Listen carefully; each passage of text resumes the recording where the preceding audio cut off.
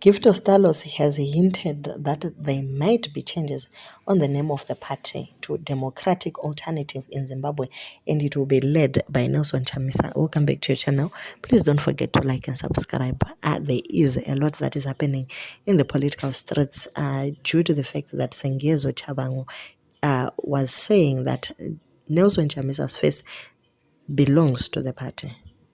Ari kuti iyi face yaNelson Chamisa inobelonga to the party, saka kana afunga kuti hachadi zveCCC anofanira kusiya face yake ikoko.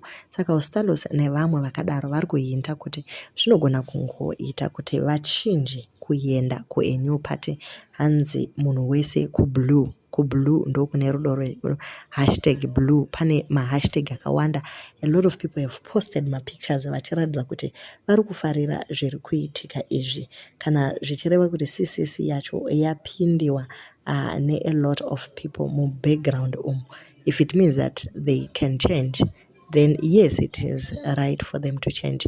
Ndo zviri kutaurwa mumastreets aya. Hasi mashoko angu ndiri kungodzokorora zvirimo mumastreets A press statement has been released that says it is actually propaganda that is being used, but nyaya iripo ndeyekuti hapana zvakadaro zviri kungoitika. You guys are going to be sent on a wild goose chase.